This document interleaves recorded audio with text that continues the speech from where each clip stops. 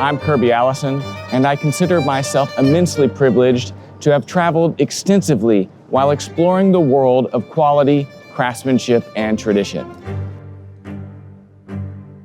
From the preeminent tailoring houses of London's Savile Row and the majestic beauty of the Scottish countryside on a traditional driven game shoot,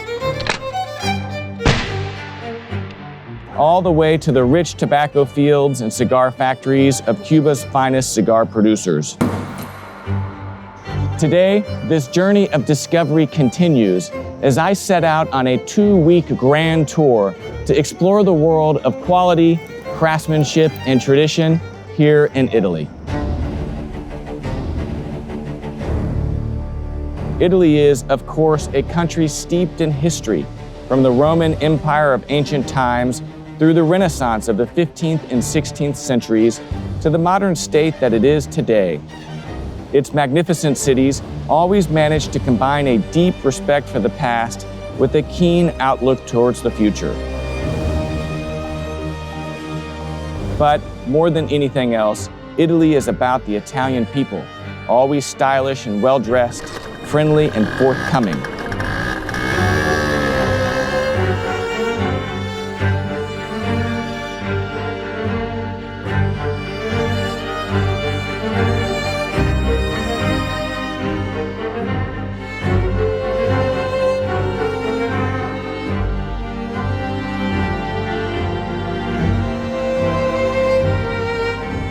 On this trip, we shall be meeting up with a wonderful array of celebrated Italian artisans and craftspeople.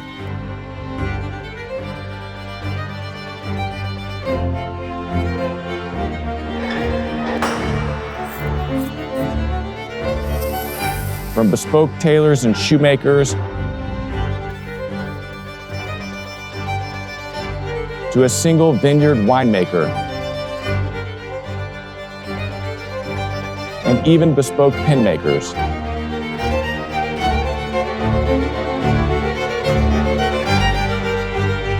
This is truly an experience not to be missed, so I hope you'll join me, Kirby Allison, as we set out for what promises to be a truly extraordinary journey exploring the world of quality, craftsmanship, and tradition of this great country.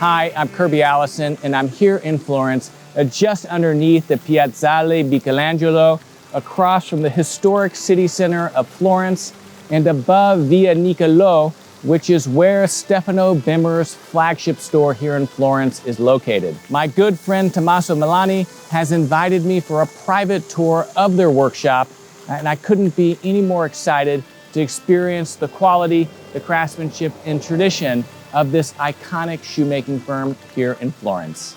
So join me as we step inside, meet with Tommaso, and if I'm lucky, maybe even commission my first pair of Italian shoes.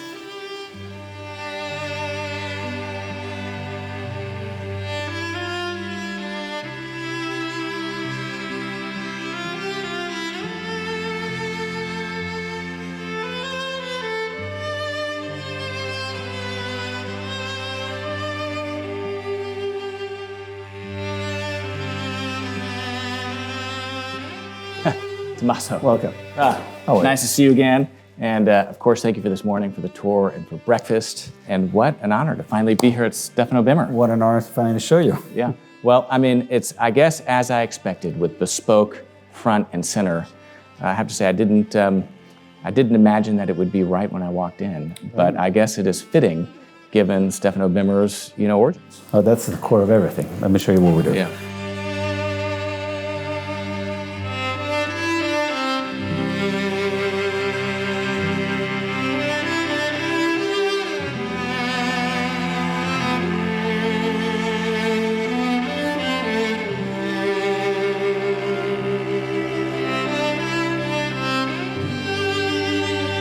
If you remember when we talked over the phone a few weeks ago, the story of Stefano Bemer remains the core of everything we do, the bespoke making, right? Yeah. And my intuition, maybe we'll talk in depth about it, but my intuition is that the experience, not just quality-wise, but really the customer's experience, was marketable in different levels and with different audiences. It's people like me that don't need bespoke. Yeah. So with the quality and craftsmanship and the technique that Stefano had developed with some of his uber loyal artisans that are still with us. Wow, it's amazing. We developed a paradigm of quality and customer's experience to be reflected in the ready-to-wear, made-to-order, and made-to-measure segment of our in-house production. And that really changed the company because the offering remains rather consistent, but in different layers according to different needs. Yeah. So nowadays, the benches of the bespoke, for instance, are used to host also the making of the Tradizione line, which is a fully handmade, hand-lasted, hand-welted, hand-sewn, ready-to-wear offering. It's never been done before. As far as I know, we pioneered it, and it did change the brand and perception. I want to thank for best. Yeah. Well, I think one of the things that's exciting about Stefano Bemer, of course, is that the firm's heritage and roots is firmly planted in bespoke. Absolutely. Right. I mean, that's Stefano Bemer was renowned. I mean, he was a phenom in many ways in terms of just the reputation that he had within the world of bespoke. When I met him back in Japan, they would think he's one of the top 3 in the planet, which is incredible. Whatever you do, if you're top 3 in the planet, you're a god. Yeah, and if the Japanese are saying that, you can be certain it's true. There must be something true in their statement, correct. And so that's the firm's heritage, but then you've taken that and then allowed it to inspire a ready-to-wear collection that offers the same quality, craftsmanship, and tradition in many ways as full bespoke, with the only exception being the last making. The way I can put it is I'm a standard 40 and a half size with us, and the 40 and a half fits me like a glove. So if we make it in the Tradizione line, it is a full bespoke for me. There's no difference whatsoever in what I would get in ordering the full bespoke. So the only difference is the fact that you're using a stock last that still can be modified? Oh yeah, absolutely. Yeah, so small changes.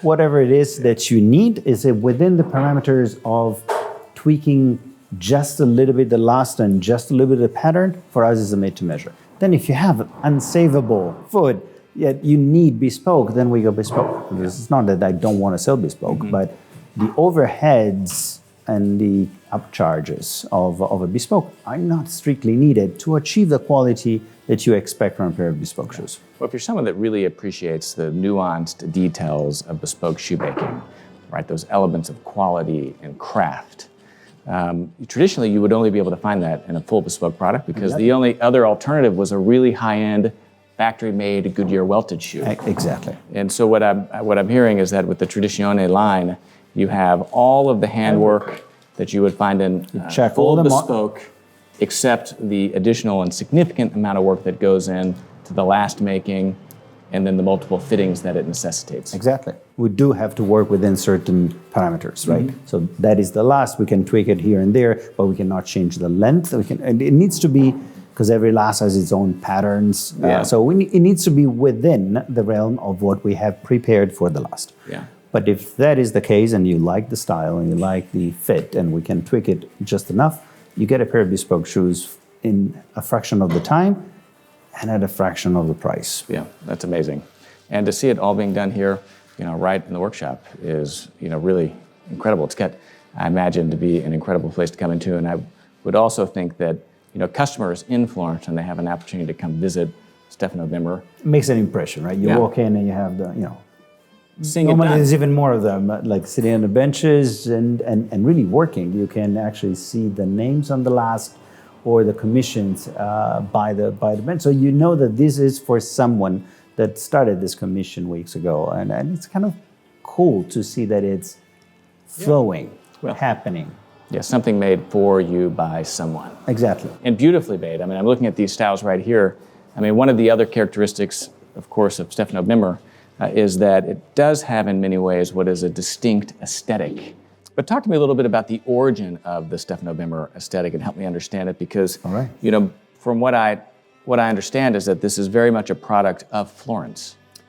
Yes, actually of Greve in Chianti, if you want to say, because Stefano was from Greve in Chianti. That is where he started in 1983. We're celebrating 40 years of a brand. Wow. It's exciting. And all the elements that he poured into his own style are still to be found in our shoes. And this is a great example. You picked the right one. I would say... I went for what was beautiful. Thank you. It's a hard choice here. Thank you very much. Actually, I'm particularly proud of this shoe, and I'll tell you in a second why. The last, so the shape, he always thought that the French was a little too elongated and the English a little too conservative. So this should be a fine balance between the two, longer, a little more masculine than the English, but not as fashion forward as a French. The extended cap toe, which you'll find in all of our shoes, to make it a little more masculine, to preserve the tip of the shoe from creasing. It's also the part that you notice the most in a pair of shoes. And he thought it should be the protagonist, the leading actor in a shoe. And so we kept it as is. And then this particular pair is inspired by a client of ours in Australia that for some reason doesn't like the slippery of leather on marble when it's raining so he wants this fine, vibrant sole, but at the same time he enjoys the fill back, the narrow waist, the metal to the top. So we built it this way. But as I was saying, this, if it fits you, is the best we can do in shoemaking, or at least I don't want to say the best it can be done in shoemaking. There's always room for improvement. But to this very day, I think this is perhaps state-of-the-art shoemaking. And it's a ready-to-wear 43.5 size shoe that can be bought off the rack when a client. But still handmade, I mean, hand welted. Absolutely. Hand sewn outsole. Everything. Hand lasted, hand welted, hand sewn, hand polished, and whatever you want to say hand of, it's done is done by hand. Another shoe that I would show you to prove that we're maintaining the aesthetic. This is a combination of calf and shark. Now, Stefano back in the day, in the 90s, got famous for using unconventional exotic skins. Shark, elephant, hippo, seal, the normal crocodile, alligator, and ostrich, but really unconventional, eel. He used everything in a variety of colors. So we bring on that tradition. Of course, the trade has become a little more complicated. You need to be certified, CITES certificates and everything. So, but it can be done. So we're bringing it on. And this is another beautiful example of the same idea of a full brogue Oxford, extended cap toe, but the blend of the shark with the calf and the added patina on a fiddle back. This is a representation of what Stefano Bemer would be here making nowadays if he was with us. Wow, that's incredible. And this is also a great representation of just the customization and diversity that traditionally could only be accessed through Bespoke. Absolutely. I mean, if you wanted a shoe like this ready to wear, factory made, Goodyear welted, you couldn't find it because no one would make this. And so it would push you into Bespoke, but here you have all of those elements of quality, of craftsmanship, and the tradition in many ways, but just delivered on a ready-to-wear last. You got the spirit. This is exactly what got me into being involved with Stefano Bemer. I loved what they were doing. I did not want to get into Bespoke myself. I was a customer for other brands, but the offering was brown shoes, black shoes, maybe in my size. It's too small to be to be available all the time. And I always thought that, oh my God, it would be so nice if I could express how I would like to see myself in a pair of shoes without spending a few grands. And that's it. This is the spirit of offering the entire range of customization that are normally only available to Bespoke. And we started doing this 10 years ago on made-to-order items based on a stock last. That's amazing. And speaking of size and stock last, I mean, you have a wide range of stock lasts so that You can accommodate small sizes, large sizes, narrow and wide. Exactly. So let's say at this very day we have 5 roots that are the main piece of wood that we use to develop the last. They each describe a different physiognomy of the foot. Higher instep, lower instep, wider, narrower. Based on those, we have the variations of a square toe, round toe for each of them. And then on each of these lasts, we have developed a full range of patterns.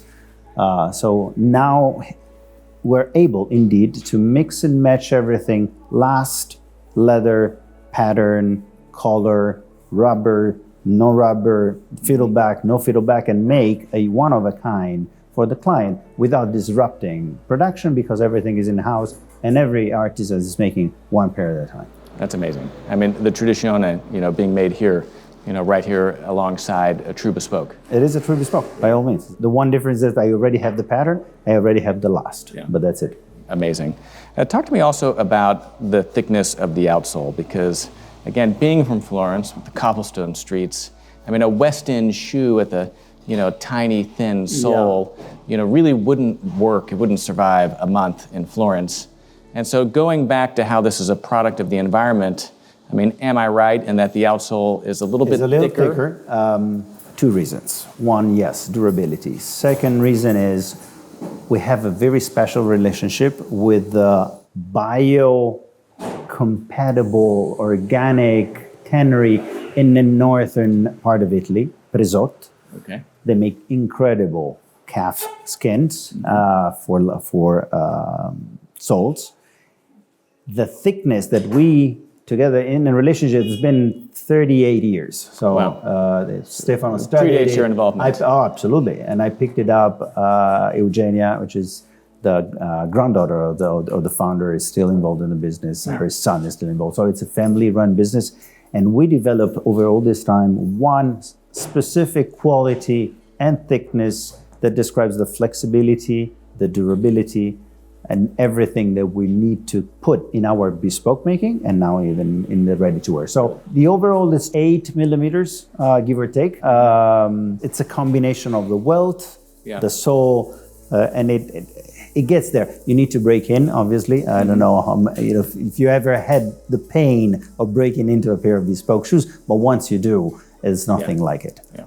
Well, and even a handmade pair of shoes. I mean, this is a bespoke in the make, but not in the last. Yep. I mean, there is a comfort that is given by the way in which the shoe is constructed, in addition and separately from just the fit characteristics of a bespoke last, right? Absolutely. I mean, the last determines the volume and geometry of it, and then the materials will determine the flexibility and how the shoe moves with the foot. So it is a combination of the two. So even when a client comes in for a commission, based on what they want to commission, I suggest the last rather than another one, if they want to stay within the range of the stock lasts. Mm-hmm. How would you describe that nuanced difference, that nuanced element of comfort that is by virtue of a hand-welted shoe versus something that is made Goodyear welted in a factory? Tough, because in order to appreciate the difference, you need to use them. Yeah. So it is one of those things. So when a client comes in and asks if they want to try a pair of shoes, normally, obviously, if it's stock, we try to not to have them walk in our shoes because you don't want to crease them, right? Yeah. And what we have to say is that even if you try to bend them, that doesn't describe what they're going to feel like a week after you started using them.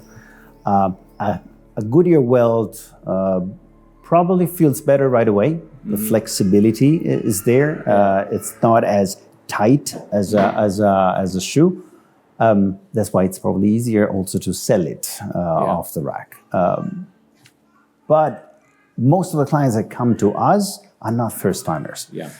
So what I enjoy is being the arrival and not the beginning of a journey into shoemaking. Yeah. So you've tried your Goodyear welt and now you're making your way to something that's made for you in the most traditional way of shoemaking possible. Yeah. Well, I mean, if one arrives here at Stefano Bemer, I mean, you're a true connoisseur, seeking out those elements of quality, craftsmanship, and tradition that are increasingly difficult to find.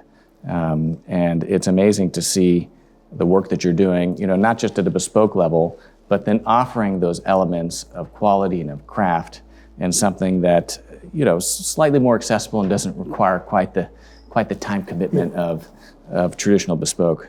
It's a beautiful double monk. Believe it or not, Stefano never designed a double monk. This was my first born child after I got involved. Is that right? The buckle was designed by Stefano many years ago in the 90s. Another beautiful shoe. So I reduced the size and I designed a double monk. Why? Because when I was in college, and a very famous English brand was iconic in Italy for its dark brown double monk. Okay. So I was primed with the idea that the double monk is the elegant shoe of the 20th century. And so we didn't have one and I designed it. This is another interesting design with the saddle.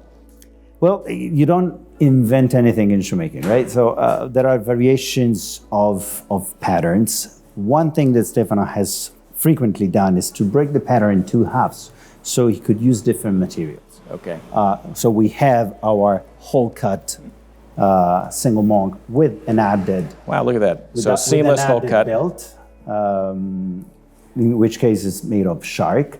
But we wanted to break something to have more flexibility in the pattern. So it's just a variation that added that second layer of leather. But this is amazing. I mean, it's a single monk, but it's a seamless whole cut. Seamless backs are interesting. When I was a consumer, I wouldn't look at certain details like the thickness of the sole or the width of the welt or whether it was a seamless back or not a seamless back. Now I see everything, of course. And sometimes I point to some details with a customer and I notice that they are where I was years before. It's like, oh, right. It's a seamless back. Yeah. This is absolutely, stunning. And again, to be able to access something like this ready to wear, but still completely handmade and, one of a kind is amazing. It is. What other offerings do you have as far as shoes are concerned? I mean, you have Bespoke, you've got the Tradizione, which is a made-to-order product, that's effectively bespoke. Yep. Is there anything else that nests underneath that? We have effectively three lines. I'm going to show you the three lines side by side so you get a better sense of what we can do and can offer. Yeah. All right? Great. Yeah. Let me show you.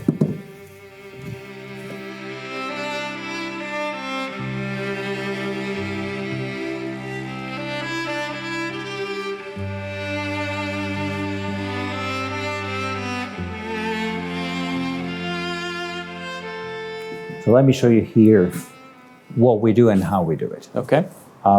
These three shoes show different levels of our making. They're basically the same until one certain point in the make. This is our core product, the Classica line.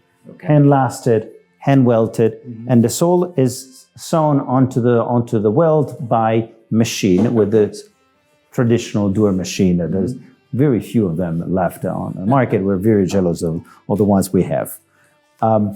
If you need this shoe with any tweak, it will be a made-to-measure on the Classica line. Possible. The step up is what we've seen before, the Tradizione line, in which even the sole is hand-sewn. Mm-hmm. You want a tweak, a higher instep, a wider fit in the bow line or the toe box is a made-to-measure on a Tradizione line. Okay. Possible. The idea is I give you levels. Classica ready to wear, Classica made to order, Classica made to measure. Then we have the Tradizione ready to wear, made to order, made to measure. Then we have the Tradizione with the personal last, which is our blue bespoke. So the tweaks that are needed on the last are too far and too different from the original last that we need to make you a last. Okay. By all means, it's a bespoke. There's no difference. We even do a fitting. So there's no difference whatsoever. It's just for honesty, we say that we start with the core that it's a stock last. Okay, so you're adjusting the stock last. And what about the fiddleback? I mean, this again is one of those nuanced elements of shoemaking that is very distinct. Technical function. As the shank is bent inwards to support the arch, the fiddleback will support the shoe from bending out. Okay. So it does have a function. And by the time you try it, have a real feel back that it's not made with a fake rod in the middle, you will feel the difference, I promise you. It's one of those things that difficult to experience because it comes with a tag price, right? Yeah. But once you try it, you don't go You're back. ruined. Absolutely. And this, again, the fiddleback is just available at the In the Tradizione. Tradizione, or otherwise in our Bespoke line. So this is made for a client on a client's last. Then, of course, we started with the making of the last, the pattern, all the components. It is created for the client and on the client's mold. It would fit nobody else but the client. And look at this. Wow. The shine. As actually an Austrian craftsman that taught us how to do that. We hate doing it because it takes forever. So I mean, it's beautiful embroidery. I mean, now you see some of this laser engraved, but this is stitched by hand. this is stitched by hand, yes. Wow. And again, look at the heel. I mean, this is incredible. And so the difference being that this last would be carved from a block of wood. Correct. Right? I mean, whether it be a rough turn or a solid square That will block. require, I would say, probably a couple of fittings at least, because again, with the first round, we get close enough, then the second round shapes the toe box and everything else, and then we make the final shoe. And this is that investment of time that is also a cost, lot if you of will, time, to the a lot of customer time. that you don't necessarily have here. It's one of the features and benefits of the Tradizione is that, you know, it's a much more efficient kind of straight to finish. Well, you can think of with us, half of the contact hours, let's say it takes like, give or take 100 man hours to make a pair of bespoke shoes. Half of those are the measuring, the making of the last, the making of the pattern, the making of the heel stash, the making of every details, right? Yeah. And then half is the making of the shoe. When it comes to the Tradizione, that it's made on a stock last, all those components, the heel, the pattern, the last are made. So that's why the gap is almost 50% because we're halfway already. You don't just stop here at the beautiful shoes, but No, we've got exactly. some incredible suits. It goes well together, right? That's right, it does. Well, that's a few years ago, 2017, I had the intuition that whatever we made on the shoes and bringing the bespoke experience and quality into the realm of ready-made and bench-made shoes, we could do it on tailoring as well. So Mr. Vestrucci has been a Florentine master tailor for 70-something years now. It started in 1951. Was my tailor, before it was my tailor, was Tommaso Capozzoli's tailor, whom you'll meet in a minute. And we worked with him. We talked him into creating a legacy and developing that legacy towards people that don't necessarily need the bespoke, but can enjoy the make of the bespoke and the customization that are available to bespoke. So really the same spirit of what we see in shoes with Stefano Bemer, Identical. but extended into clothing. Identical. Let me bring you upstairs and I'll show you what we do in tailoring. Yeah, thank you.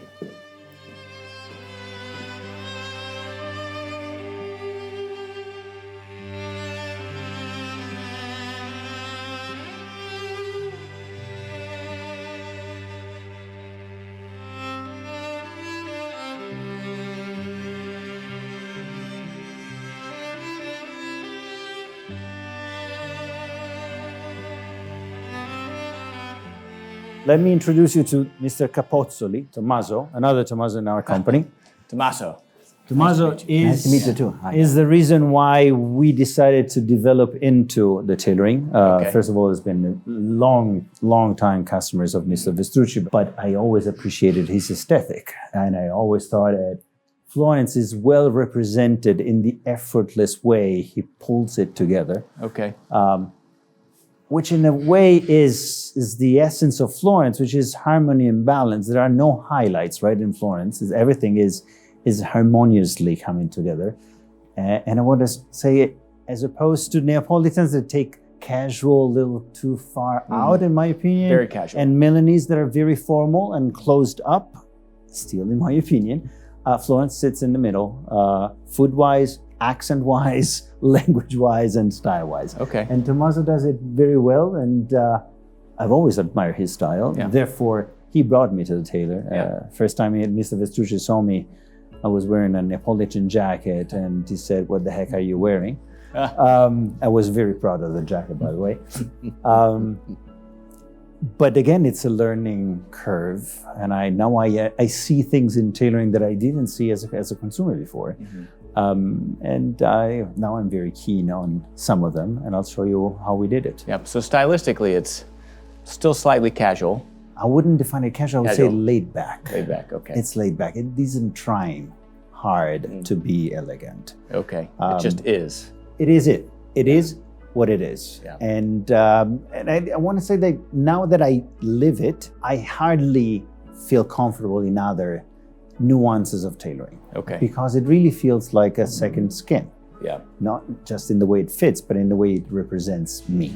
We were together at the beginning of my Stefano Bemer adventure. So what we've done is we figured that the translation of the bespoke experience, both quality-wise and the customer experience-wise, into a different segment of the market could work as well in tailoring as well as it did work in shoemaking. Okay. So we did create a bespoke offering that always existed with Mr. Vestrucci, made in front of the mirror, those 3, 4, 5 fittings, and no jacket looks exactly the same.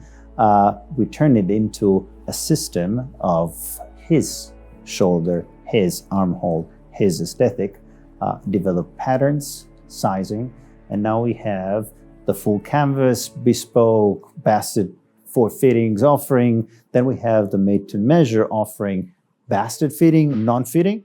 Then we have the made-to-order and the ready-to-wear. Full canvas, completely unstructured. So we've developed like a whole mix and match variation, pretty much identical to the paradigm of shoemaking. So much in the same way with the Stefano Bemer on the shoes, you can get a full bespoke product, right? Or you can get a made-to-order or ready-to-wear product that still has those elements of quality and craft, just without exactly the customization of the pattern. The make is the same, the cloth is the same, the tailors are the same, and the cutters are the same. It's just we start with a block, or we start with you in front of the mirror. Yeah, amazing. Right. Well, can I see some? I would like Tommaso to lead here because he knows the aesthetic of Mr. Vestrucci and going forward what we're making better than anyone else in the company. Right? Okay, excellent. It's a pleasure. After you. Yeah, thank you.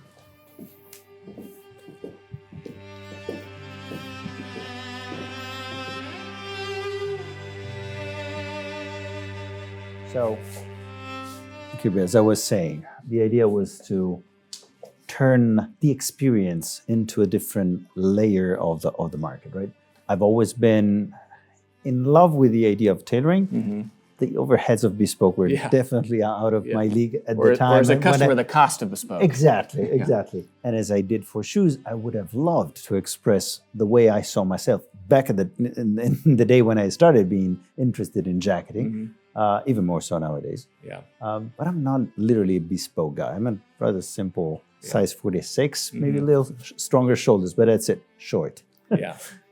So what we did with Mr. Vestrucci, and Tommaso will describe better the aesthetic that Mr. Vestrucci has embraced and created in his career, is bring this, which is our full canvas, completely hand-sewn pad, into a ready-to-wear or made-to-order or made-to-measure, if you wish, garment that would reflect the same aesthetic, the same fit, tight armholes, sitting on your chest properly, everything you expect from a bespoke jacket, but made on a size. That is a different beast on its own. It's completely unstructured. As Mr. Vestrucci is showing off his technique lately. We really started right at the beginning of the pandemic. He had time to heal, and he said, let me make something new. So he helped set the seam on the shoulder, included the sleeve into the shoulder itself. There's no padding whatsoever, but the shoulder remains there in position. It's incredible. I'm in love with this jacket.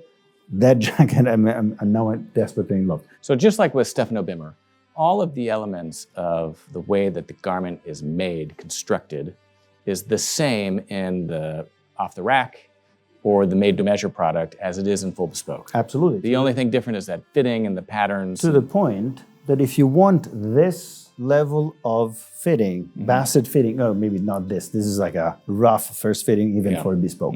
But if you want a basket fitting on a made-to-measure garment, we do it. Okay. Because we have nothing to hide. It will still be made this way. Okay. It's just by starting with the block that we have, all the preparation that you know very well in tailoring is bypassed. Yeah. So we save it in time, the customer saves it in money. So someone like me that's got like a dropped right shoulder, I mean, can that be accounted Yes, for in the absolutely. made-to-measure product? Absolutely. Actually, we'll make you a jacket. So Okay. Gianni, which is our master measurer at the time, Yeah. he's not a cutter, but he's seen enough clients in his life that he could be a cutter indeed.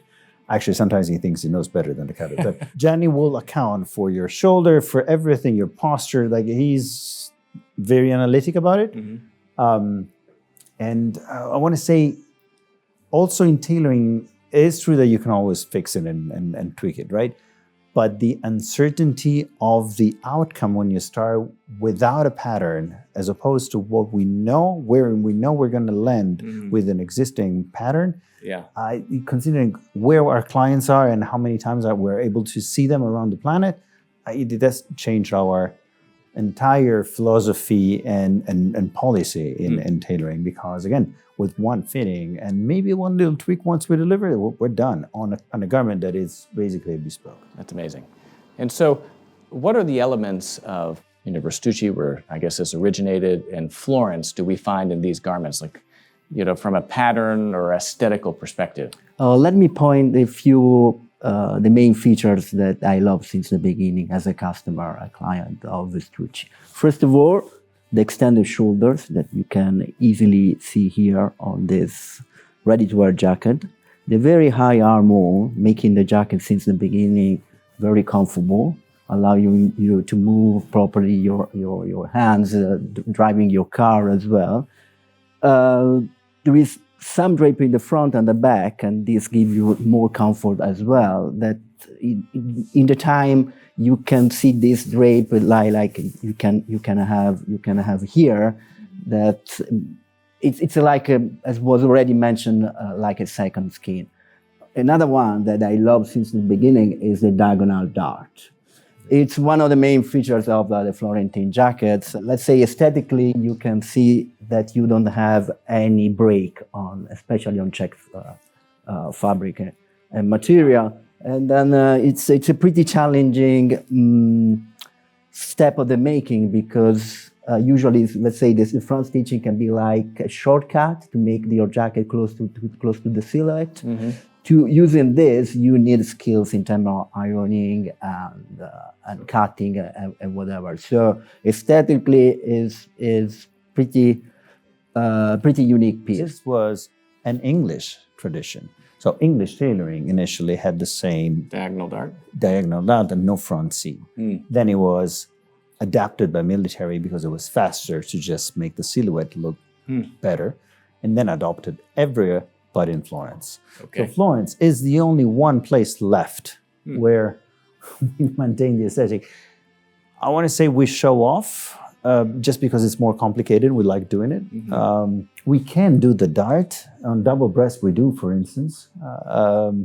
It's just, I don't know, it's part of being different, I guess. Well, it's part of the tradition, I suppose, right? I mean, and that's what's interesting, is how you've had that uninterrupted tradition here. And in many ways, although this might be seen as unique to Florentine tailoring, you could say predates, a lot of the modern, darting and pattern making techniques that we see other places. Yep.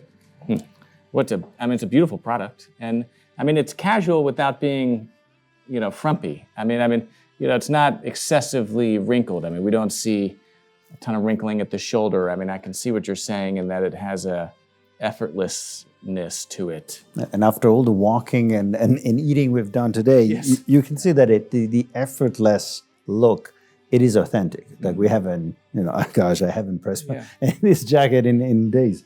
But it sits nicely, it's a second skin, and it doesn't try hard to be more than what it is. Yeah. It's a comfort and confidence. It's funny that you mentioned, because when I first got into tailoring, again, it's a try and error, right? So you try different tailors thinking that tailoring is tailoring wherever you go. So you tell them what you would like, even if it's not their specialty.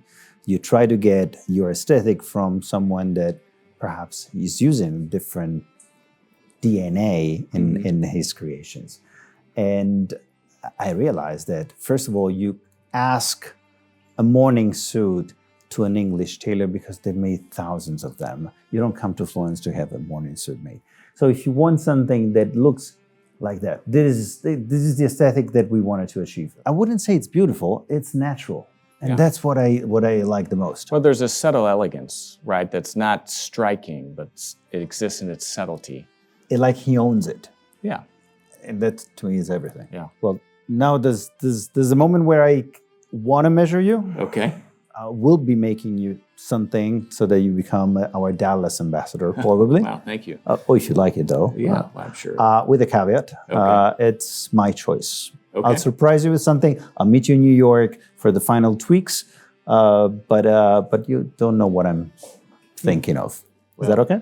I trust that I'm in good hands here, and that it would be impossible, to go wrong. So. Oh, no. It is possible, but again, I'll do what we do best. Yeah, and one of the things I love so much about Italy is how each of the region has its own aesthetic, and so to experience our Florentine, tradition and aesthetic would be really exciting and a big honor. We'll set the bar. Yeah. Let's see what others would do. Yeah, Tommaso, wow, thank you. Thank you very much. Yeah. Let me grab Gianni, and Okay. we'll start with the measuring.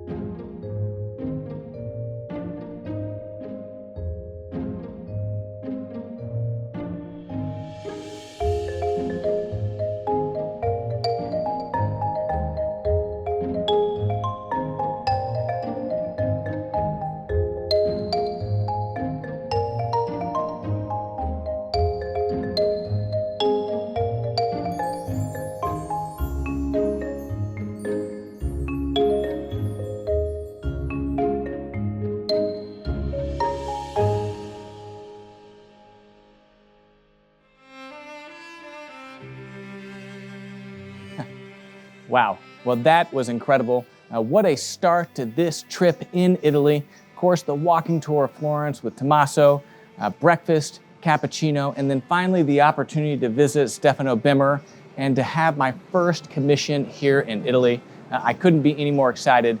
Best part is Tommaso is going to make the selections and they will be a complete and total surprise. So this is very exciting. Thank you for joining me. Of course, I'm Kirby Allison and I love to help the well-dressed acquire and care for the wardrobes while exploring the world of quality, craftsmanship, and tradition.